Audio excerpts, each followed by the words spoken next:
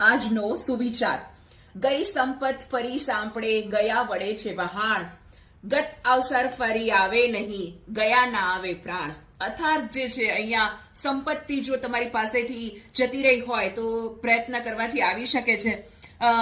વહાણ જે છે એ ઓલરેડી કશે કહેવાય ને કે બીજી દિશામાં જતા રહ્યા હોય તો ફરી પાછા એ આવવાની સંભાવના છે. પરંતુ અવસર એટલે કે મોકો, તક જો તમે આ ચૂકી ગયા તો ફરી આવી શકવાની સંભાવના બહુ ઓછી હોય છે. અને જેવી રીતે અહીંયા પ્રાણ એકવાર શરીરમાંથી પ્રાણ જતા રહ્યા, મૃત્યુ પામ્યા, પછી ફરી જીવન મળવાનું નથી. એવી જ રીતે જે છે એ અવસર કહેવાય ને કે જ્યારે આવે મોકો ત્યારે એનો લાભ લેવાનું ચૂકતા નહીં. એ જે છે એ કહેવાય ને કે આવેલી તક હોય.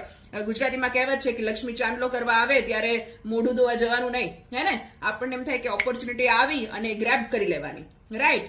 તો આઈ હોપ કે તમારા જીવનમાં પણ આવેલી ઓપોર્ચ્યુનિટી